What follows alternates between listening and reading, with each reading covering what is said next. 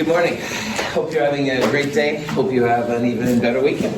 We're going to talk now about what we're going to focus on in lab next week. And a really powerful tool that Mount Hood does just as well with as MIT and Harvard is something called a titration.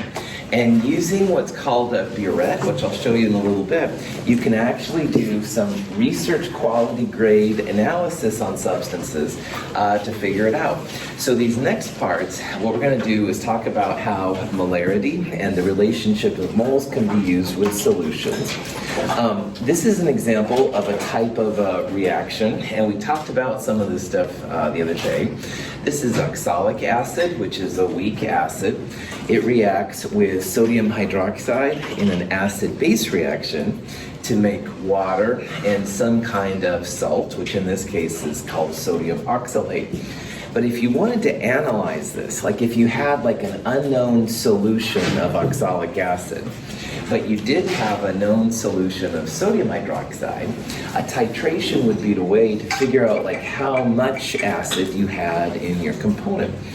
So a titration is a real powerful tool. And you know, here at Mount Hood, we're people-centric, but not always the most rich in terms of money for things and stuff. This is one place where I really feel that Mount Hood can compete with the best of them in order to find out like amounts of acids and things and stuff.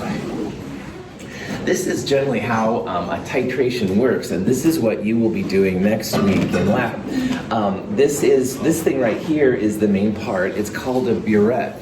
And a burette is a way to very accurately add known volumes of solutions. And you put the burette with a burette clamp, and it's on a ring stand like we've used before. And you generally will know the concentration of the thing in the burette. And usually you're trying to find the concentration of what's in an Erlenmeyer flask. This flask right here is called an Erlenmeyer flask. It's great because you can swirl it around, so you can really mix that stuff together. And if you've done the titration correctly, there will be some kind of a color change to indicate when the reaction's done, so like when you know to stop. Here's an example of how this would work out and stuff. When the stockroom makes solutions of bases and acids, and basically all the solutions we use this week in lab, they have to figure out exactly what the concentration is. So what we're going to do is we made a solution of sodium hydroxide, and we want to know like how strong it is, how powerful. And again, in powerful in this thing, that usually means concentration, and concentration is molarity, which is moles per liter. So we're going to use this amount of oxalic acid, which is a compound that comes pretty pure normally.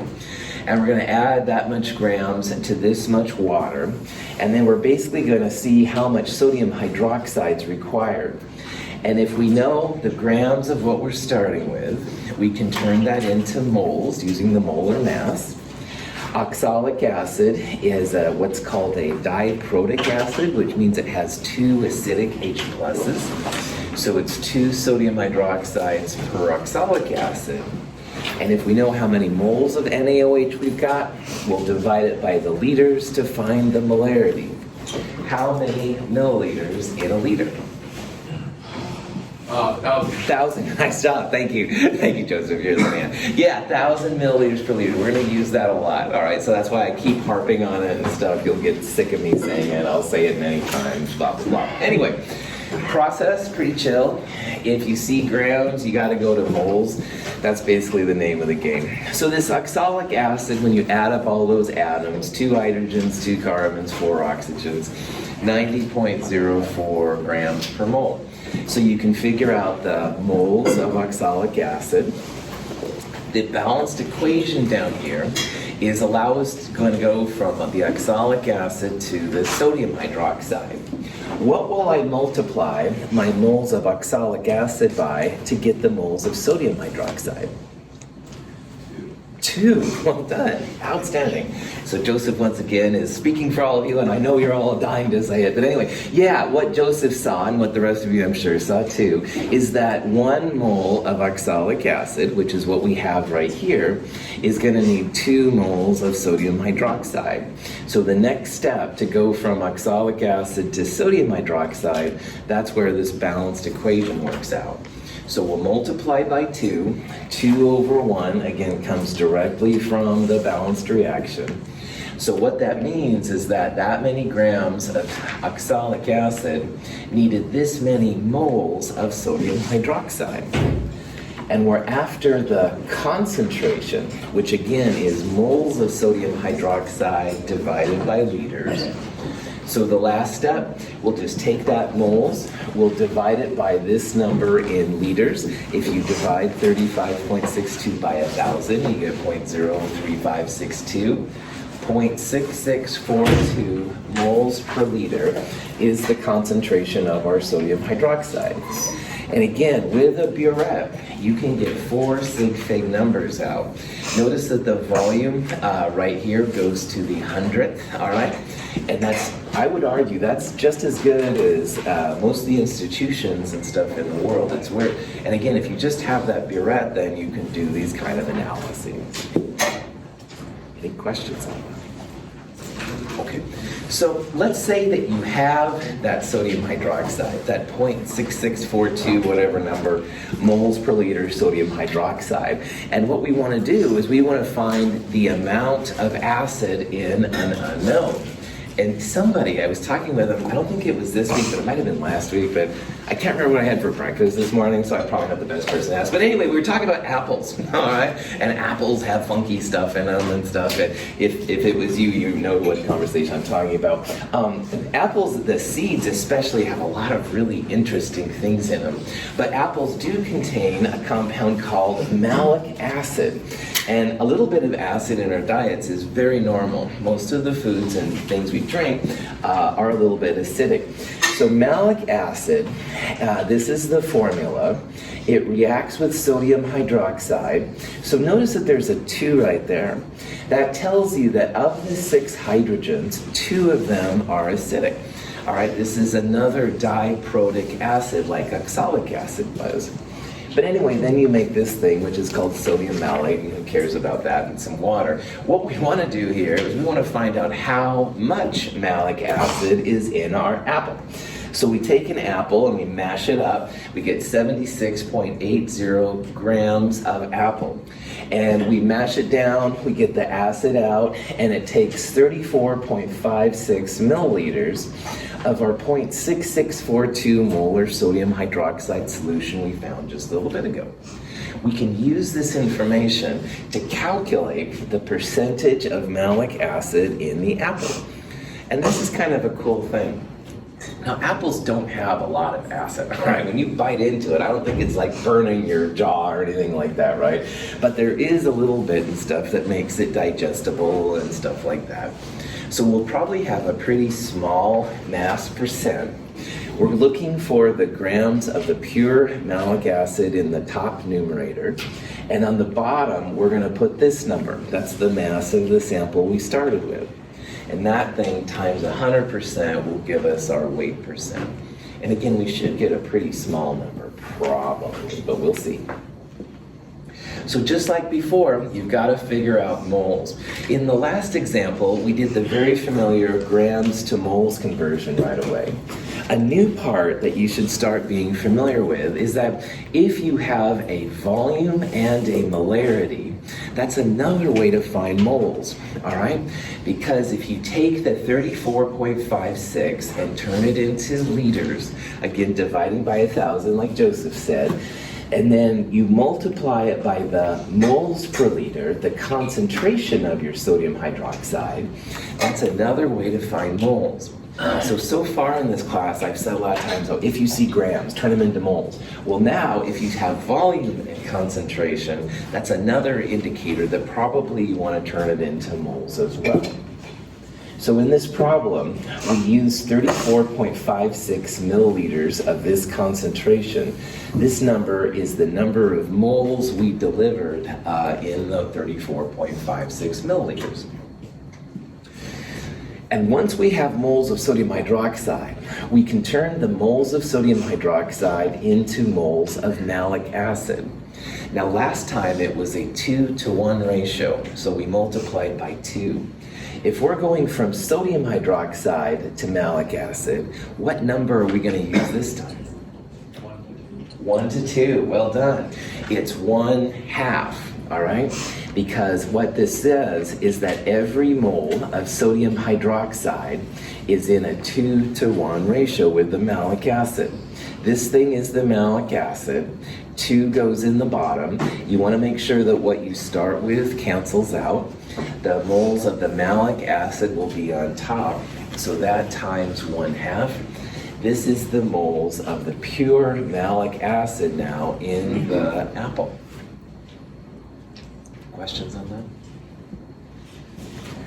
The last thing to do is to turn it into grams, moles to grams, using the molar mass. So if you add up the 4 carbons, the 6 hydrogens and oxygens, this is where this number comes from. Moles times grams. All right, so again, I had a technical issue, video audience, sorry about that. Thank you, Caleb. Joseph, you had a question, get me back online here, man. What were you saying? Acids that start with an H. Yes, that's right. Ideally, I would write this, especially for you right now, I'd write it as H2C4H4O5 or whatever it is. But you'll see a lot of times that they don't write in that way.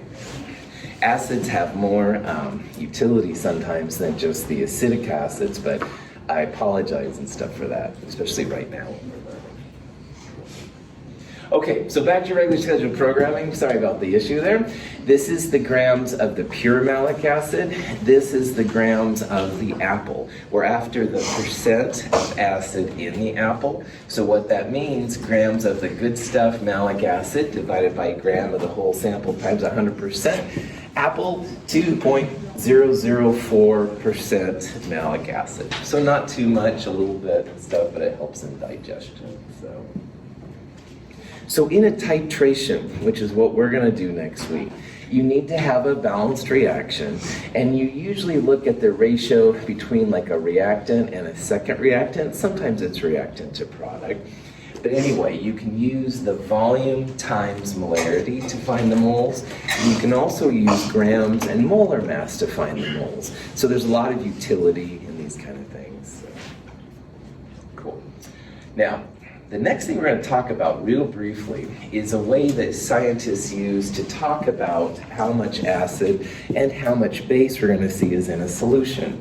And you've probably heard of the pH scale, but if you haven't, pH is just a nice way to quickly tell other scientists if you have something which is acidic or if you have something that's basic.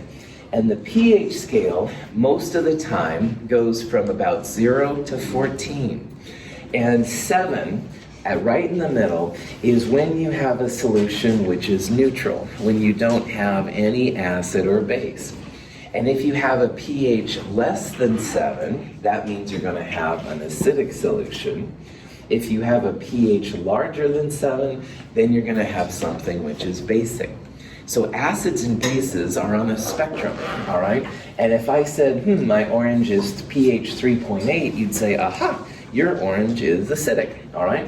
On the other hand, I spill the orange and it leaves a stain, so I need some kind of ammonia solution to clean it up.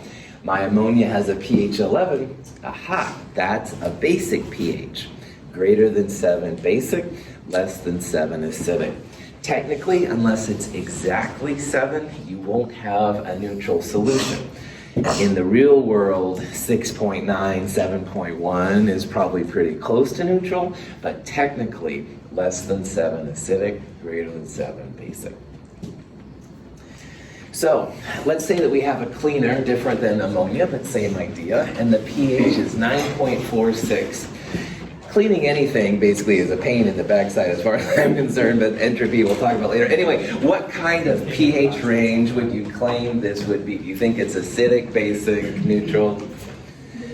Basic, thank you. Yeah, pHs greater than 7 are always going to be basic, all right? So again, you don't look at anything else but the number. Technically, unless it's exactly 7, it won't be neutral. But again, in the real world, sometimes things will fall. Okay. Now, this guy who has the coolest name ever, Sorensen with those little O's with the slashes through them, I just love, anyway, Sorensen was the one that predicted the pH scale, which is really cool. Now, pH is related to the amount of H+. So like this week in the net ionics lab, HCl-AQ would break up into H plus aqueous and Cl minus. H plus is a great way to tell how much acid is in solution. So if you're curious and stuff about how much acid is present, pH is described exactly where H plus and OH minus both equal 10 to the minus 7. So if this is the H plus concentration, minus log of H plus. And by the way, this is base 10 log. It's not the natural log. It's not ln, it's log. I'll tell you some hints about how to convert an ln to an log if you need to. But when you're doing these kind of things, make sure you have log. Don't use just ln. But anyway, the 7 idea comes from the fact that minus log of this number is 7. But what I also want to tell you here, and it may blow your brain or you might be like, yeah, whatever, Russell, get out of the lab. Notice here how neutrality is where acid H plus and hydroxide base OH minus are equal. All right? Neutral doesn't mean you don't have any acid or any base. It actually means that they're equal to each other. And we'll talk about this more as we go through the course. But the important part here is that if you do have a concentration of an acid, H plus, minus base 10 log of that number is how you get to the pH value. So you can quickly then, you can convert an H plus to a pH, which is much easier for scientists to talk about. If I said, hey Caleb, I've got my 1.00 times 10 to the minus 7th molar solution. Too many syllables, man, too many consonants. So minus log of that number, 7, I can say I've got my pH 7. He'll say, oh yeah, neutral, cool. Anyway, that's really what it comes down to. So let's say we have a soda, all right? Diet Coke, Diet Pepsi, fill in your blank what it is. Do the pH test of it, and we find that the amount of H plus, the concentration, the moles per liter, 1.6 times 10 to the minus 3. If we wanted to find the pH for it, we would just go minus log of that number. So literally, this number is the H plus. And in your calculators, minus base 10 log of 1.6 times 10 to the minus 3, this thing has a pH of 2.80. And I encourage you to know how to do this, all right? We're talking just real basically about pH here. It's not real in depth, but I would like you to be able to go from a concentration to a pH, and like we'll see here in a little bit, from a pH to a concentration. Are you multiplying the inverse log or subtracting the log? This is minus the log of the H plus. So a logarithm, Joseph, you literally just, in your calculator, you'll have log parentheses probably. And in the parentheses, you put this number, man. It's like taking something to the third power, all right? Like you could take this number and caret 3, all right? It's like a math function, all right? But literally, find this on your calculator. I guess that's what I'm trying to tell you, all right? Find it on your calculator so that you know how to do this number. pHs are usually positive numbers, all right? Once in a while, they're not. One trick too, thank you to my colleagues who did leave in the talk for me here. There we go.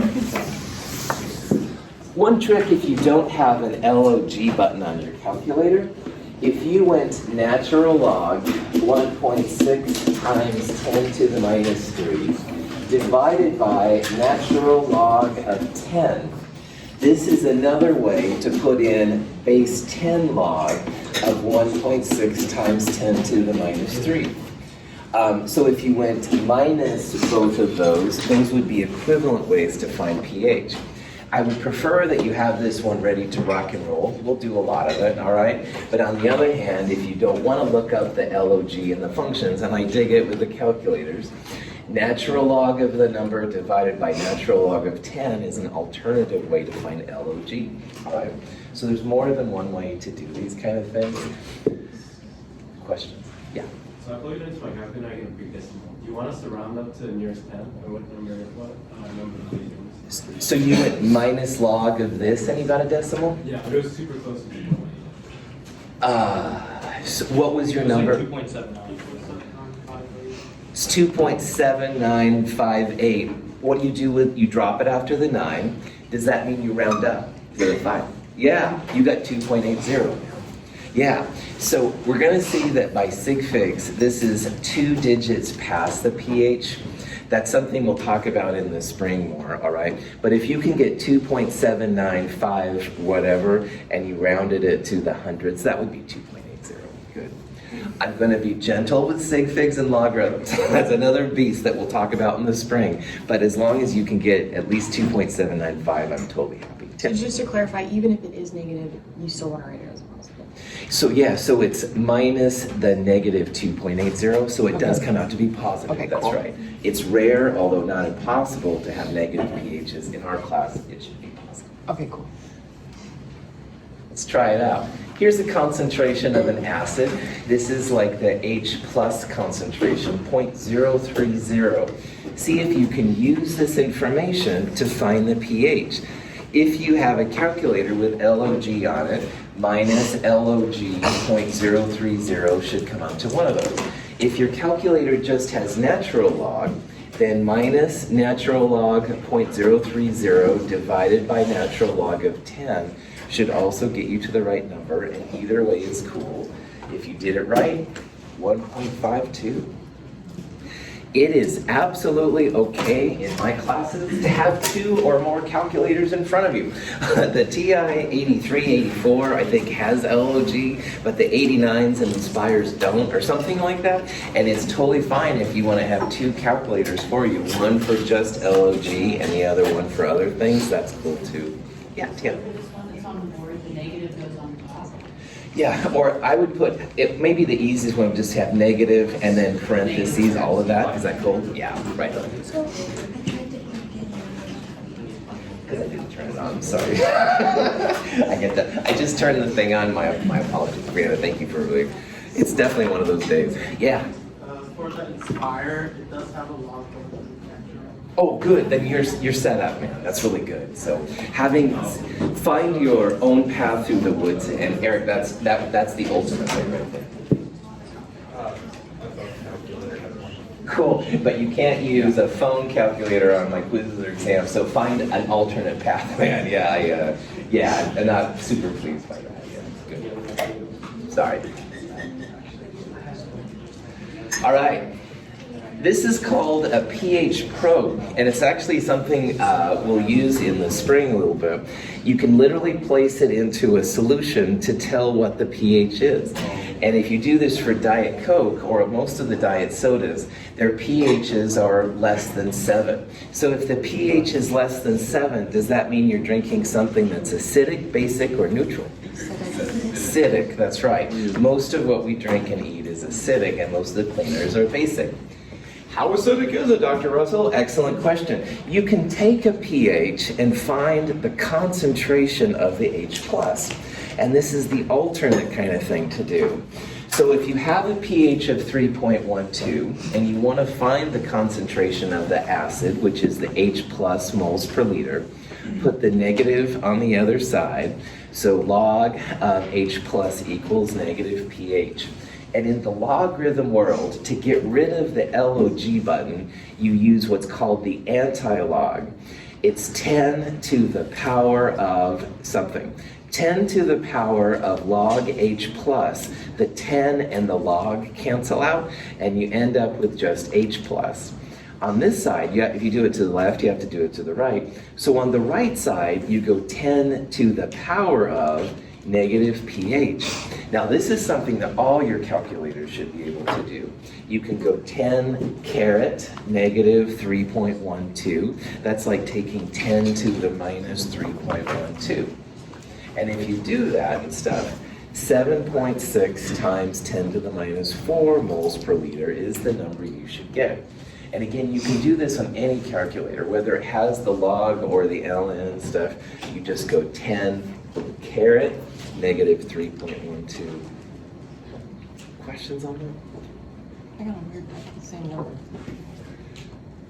Yeah, so you took log 10 to the negative 3.12. The log, TIF, and the 10 power cancel each other out. Okay. So you just want to do 10 to the power of negative 3.12.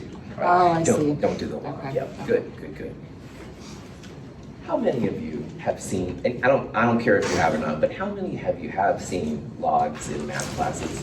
Okay, most of you anyway, that's good. If you haven't, this is something to just plug and chug, no depth required or anything like that. If you can do my examples, you've got this thing. So this is molarity.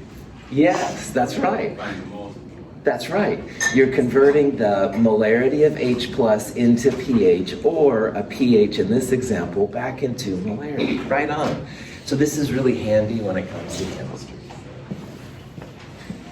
All right, that's the end of this chapter and stuff like that. Yeah, like the Samuel Jackson. Yeah, anyway, let's go on and let's talk about this next section.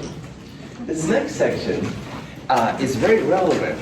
If in the lab this last week, some of you realized that when you mix the chemicals together, some of them created a lot of heat energy. And this next section is on thermochemistry. And thermochemistry is just a fancy and kind of snobby elitist way of saying how much energy is transferred in reactions. And energy is, of course, really important. Fireworks are fun, so that's an energy source you can see. But actually, most reactions that happen, there's a pretty good energy transition possible. Thermodynamics is the study essentially of work and heat functions. And it's a field that goes in both chemistry, physics, and also engineering for that matter. We're going to focus on the chemistry aspects, and most of the time the chemistry parts will be the heat factor. If you take peanuts and you boil them in water, or you burn them, a lot of heat is generated. And that heat, if you apply it to a water source, will actually boil your water. So burning food sources is a way of energy. And you're like, well, whatever. But this is what we do when you eat peanuts, right? We convert that chemical energy from the peanut into energy, and it makes us go around. So last night in Halloween, I had some peanut candy, and woohoo, there was all my energy and stuff, and now I'll have bad acne for the rest of the weekend. But anyway, this peanut's energy, like most food energies and stuff, there's a lot of energy inside it, and that's why we do it. If we combine one gummy bear, which is composed mostly of sucrose, with molten potassium chlorate, a violent reaction occurs. A surprising amount of energy is released by the reactants, and in the process, their atoms and molecules rapidly rearrange to form the products carbon dioxide, water, and potassium chloride. The reaction is said to be product-favored. Gummy bears have lots of energy, much more than peanuts. And so that's why people's on like, gummy bears, all right? The gummy bears, when you eat them, actually provide a lot of energy. This is a massive gummy bear reaction. Now in this reaction, it's sugar with potassium chlorate, which is what we used in the percent KClO3 lab. There's a pretty good redox reaction going on between them. And oh man, a lot of energy is released. It's pretty spectacular. So thermochemistry is really just the study of the energy being exchanged from one species to the other. And in this reaction, the gummy bear sugar, which is basically the energy source, reacts with KClO3, so more products are related. We can study this energy relationship and stuff in order to figure out what's happening. This is a big, important area. If you took any kind of transportation to get here, no, if you came to Mount Ed and you're all here right now, somehow you had to have an energy source. If you drove, it was gasoline. If you biked, it was your energy from your body on the bicycle. You have to have energy to make things happen, all right? So this is a pretty cool kind of area and stuff. There's a lot of interesting kind of applications. Several of you have started asking, like, why did a reaction occur? Like, why did a precipitate form and stuff like that? And these are really profound questions, and I don't always have a really good answer for you. But the way that we can start answering those kind of questions, at least as a scientist, is we're going to think about thermodynamics. Because most things happen because you have enough energy to make them happen, and some things don't happen because you don't have enough energy. But it's also nice to know how fast the reaction occurs, all right? So if Tao, for example, has a diamond on her ring, and she has, oh, I really like this diamond a lot. Believe it or not, diamonds are going to break down after a while into graphite. And graphite is probably what you're using in your pencil right now. So graphite from diamond, you can imagine that's kind of freaky if you're a person that's into diamonds because they're worth so much. And graphite's really cheap. Kinetics is the study of time. And we'll see in kinetics when we talk about it more next term how going from diamond to graphite is actually a very slow process. So in our lifetimes and your children's lifetimes, the diamonds will not break up. But it is something that through the study of thermodynamics first, which is the energy exchange, and kinetics, the study of time exchanges, we can figure these kind of things out. Thermodynamics determines whether or not a reaction is possible. A reaction that is not thermodynamically favored will not occur to an appreciable extent. Sand is not thermodynamically favored to change into elemental silicon and oxygen, and if undisturbed, no reaction will occur. Sand is essentially usually a mixture of silicon oxides, and you can absolutely write an equation where silicon oxides break down to silicon and oxygen. But thermodynamically, this isn't going to happen. You'd have to add so much energy to make those kind of reactions happen that it's prohibitive, all right? Carter really wants this to happen. Yeah, we can get enough energy to make it happen, but man, the energy source is off the roof. So in a normal day-to-day kind of thing, sand's not going to break down. We can write it as it's breaking down. Not very likely, though. Reactions that are favored both kinetically and thermodynamically do occur. Paper, for example, will burn quickly in air if ignited. Having a piece of paper burn is an example of a reaction which is thermodynamically favored to go. Your papers one day will all become ash and carbon dioxide and stuff like that. Hopefully it takes a while, but if you really want to get rid of that piece of paper, light it up, all right? And the light, the energy and stuff will convert your paper into other things. So thermodynamically, this reaction's good to go. It's easy to light your papers on fire, all right? It's also very fast, and that's the kinetics part of it. Some reactions are going to occur, but they're super slow. Paper burning is going to be fast and happening. So paper will burn over time without like being lit on fire? Or? I would argue that it's not going to maybe burn, but it's going to start breaking down. If you've seen like old newspapers, they start to discolor. That's the same process as burning, just slower. The spark of a fire will like start the reaction going and stuff. So, good. Spontaneous combustion is kind of a science, kind of an interesting field, and that's something to look into. But on the other hand, that's not usually accepted as something that happens. Kinetics controls the rate of a chemical reaction. Even if a reaction is thermodynamically favored, if it is not also kinetically favored, it will not occur in an observable timescale. Diamonds are thermodynamically favored to turn into graphite, but the reaction is so slow, it never occurs. The things we're going to study. Some reactions take more time than others. Iron nails react with oxygen slowly, producing rust over a period of months.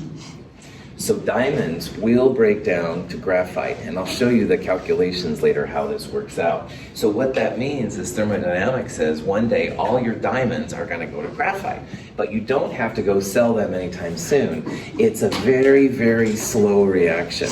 Your children's children's children can still appreciate your diamonds if you wish to pass them down. It's a very, very slow process, which is good. On the other hand, you leave your iron nails outside on a wet day. After a while you come back, they'll start to rust. This reaction is also favored to occur, just like the diamonds going to graphite. This, though, happens on a time scale which we in our human being existence can appreciate. So you're seeing here how both of those reactions are going to occur, and we'll talk about how we get to those things. But this one happens on our time lag. That's something that we can appreciate. This one you'd have to have many, many, many generations of people in order to see them happening. So thermodynamics, will the energy be available to make it happen? And the answer is yes on both of these transformations. But when it comes to kinetics, this reaction is horribly slow, and that's good if you want to invest in diamonds and stuff like that. It's a good investment, they always tell me. On the other hand, investing in iron nails in the water not breaking down to rust, don't do that one, man. Rust is a much faster process. So just like you could burn paper, is there a way to and I wouldn't do this, but to make the diamond actually turn into graphite, like in a lab, can you do that? Yeah, there's a certain amount of energy you need to apply, and it will then get your diamond turned into graphite. Yeah, and that's how they know it, and that's something we'll talk about more next time. Is vice versa? Is there a way to do it? Yes, but if it took like this much energy to make the diamonds go to graphite, it would be like that much energy to make it go the other way. Absolutely. Superman's always squeezing coal and making diamonds and stuff. Good for you, Superman, but that's pretty hard to do. It is possible though, and it is done. Last question, we gotta move on. So the process of speeding up oxidation, that would create like immense amounts of heat, like fire, right? Because It would create a lot of energy, but unless you have oxygen, you won't have fire. So I'm not even going to say that for you. All right, we're going to talk more about this all later. I love your enthusiasm. I'm sorry I keep going, but I'm a little behind the 8 ball as it is. Now, why reactions occur, all right, is that there is some kind of a driving force. And I kind of threw that into our conversation this week in lab intentionally, sorry. Driving forces are the reason why reactions go. And a driving force is really just a justification for thermodynamic things we see. And very common driving forces, especially in our class, making a precipitation reactions. If you make a gas or you make water, especially in gas forming and acid-base reactions, those create a lot of energy. So those are good driving forces for reactions to occur.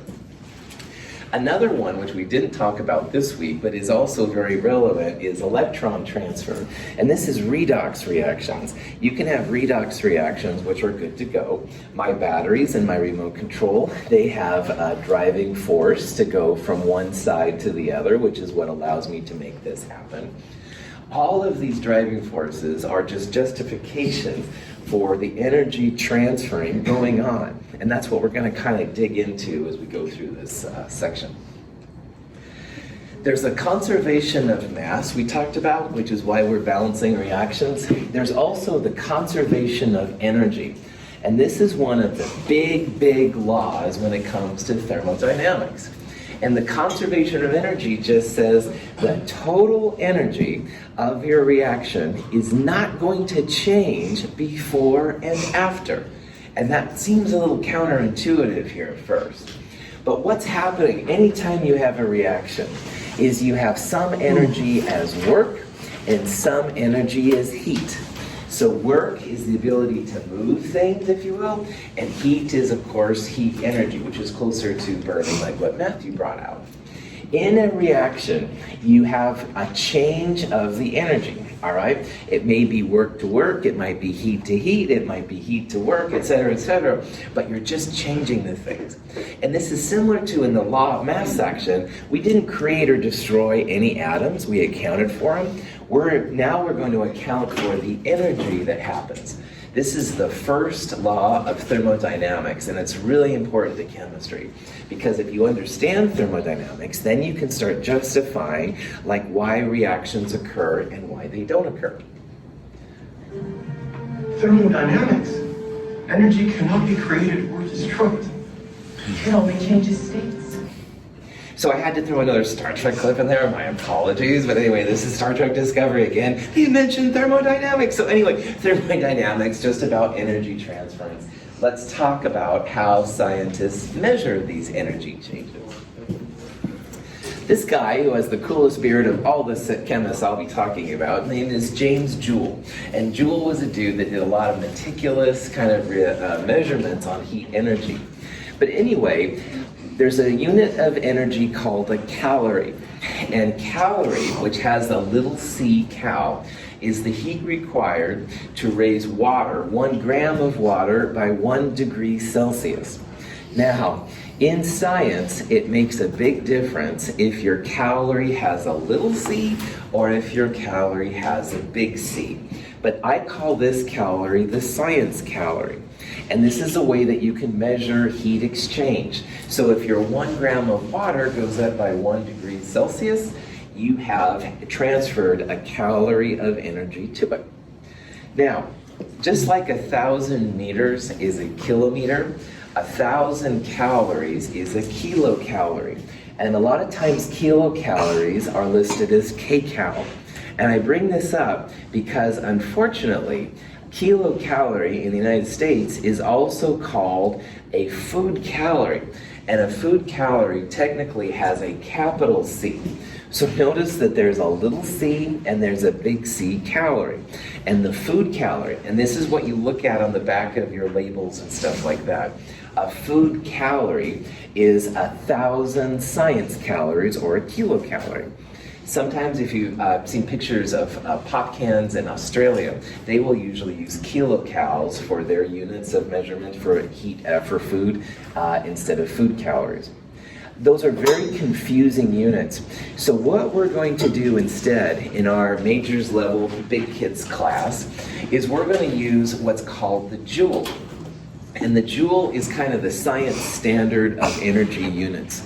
So just like there's different ways to measure length, like a meter or a foot or something like that, you can measure energy with joules, cals, kilocals, etc., etc.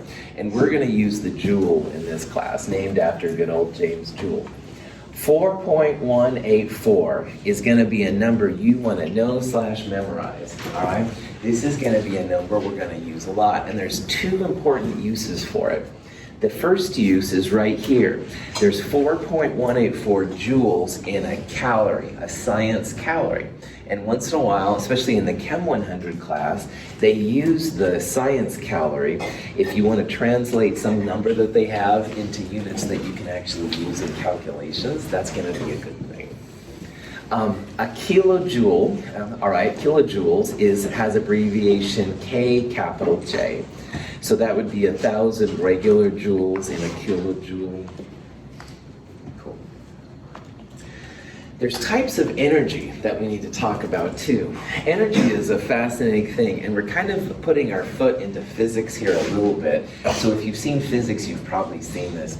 But there's basically 2 types of energy that are called potential and kinetic. This is a picture of a guy or a person gonna do a bungee jump, all right? And you can imagine in the bungee jump, it's right on the edge of like a big expanse down. And they have that kind of rubber band thing, they jump and then, all right. Anyway, sound effects not necessary. Sorry, Bart, about you fully coffee. Anyway, prop that back on. Bungee jumpers on the edge, ready to jump off, that's potential energy. By virtue of the position, in this case, you have a lot of energy that's ready to go. Now, until you actually take that step, nothing's going to happen. But in that moment, right before it happens, that's potential energy. Now, in science, it's usually not as much fun as bungee jumping, if you think that's fun. Anyway, bungee jumping is really cool, but in science, usually what happens is it's where the atoms are relative to each other. So the electrostatic energies, which are the positive, negative, coulombic kind of forces we've talked about, that's a type of potential energy. It's sitting there, and if you want to break it up, you can figure out how much it is. Those are potential energy. There's also gravity energy. There's also power in the nucleus, which is nuclear energy. All of these are potential sources of energy. And one day maybe you'll take that and you'll do something with it. But in the meantime, you're like right on the edge. You haven't used it yet, but you're ready to go once it happens. Now, in chemistry, we don't focus as much on the potential energy as we do the kinetic energy. So once you take that step with the bungee jump and you start falling, that's the energy of movement, of motion, all right? And that's what kinetic energy is. So it's no longer something you could do if you want to. You've taken the step, man. Now it's all thrown over. Now, there's three main types of kinetic energy, and they're kind of all listed right here, but I want to show you what I mean. First of all, there's the translational energy, and that's the mass times velocity squared thing that maybe you've seen in physics if you've taken it before. Kinetic energy equals 1/2 mv squared. It's one of the first equations that a lot of times people learn in physics. This is a translational energy. It's the energy of movement. So if you have something with a speed or velocity, and you have a mass, you can figure out then the kinetic energy. And the units of this kinetic energy will be joules, by the way. But there's more than just that in chemistry. There's also vibrational energy. If you have a molecule like H2O, my body is oxygen and my hands are hydrogen, this is kind of silly, but the hydrogen atoms and the oxygens will literally go back and forth like that. So this is what we call vibrational energy.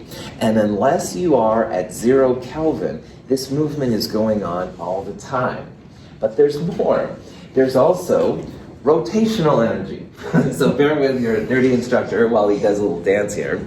And I'll try not to get too dizzy and hopefully claps or anything like that. My hands, again, are the oxygen hydrogens.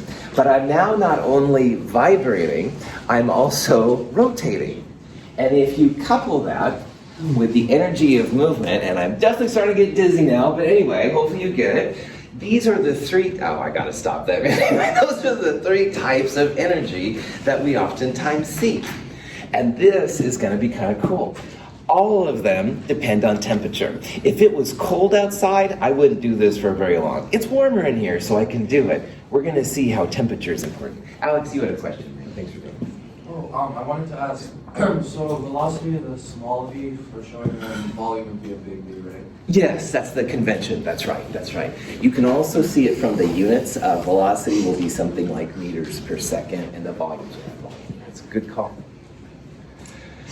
Finally, in a system or in a kinetic, thank you, Blank, when you're thinking about energy, you have to think about what's called the system and the surroundings. And this is another important concept. If I'm the water molecule vibrating and moving around and stuff like that, that's the system that we're actually looking at, the system. It's oftentimes difficult, though, to measure the energy of the system directly because the water molecule would be in a whole bunch of other water molecules. Remember, if you have just small amounts of water, you've got like 10 to the 23rd of them running around. So the system is actually what we're studying, what we're focusing on, the interesting part. But a lot of times, we're going to be measuring the surroundings to see the effect on the system. The system will be giving off energy, and the surroundings will be absorbing it. Alternatively, sometimes the system will be pulling energy in to make it happen, and we'll measure the surroundings, how it's losing energy in order to make that happen. We will usually measure the temperature of the surroundings and relate it back to the system, because it's too difficult to find the temperature of just the system. Any questions?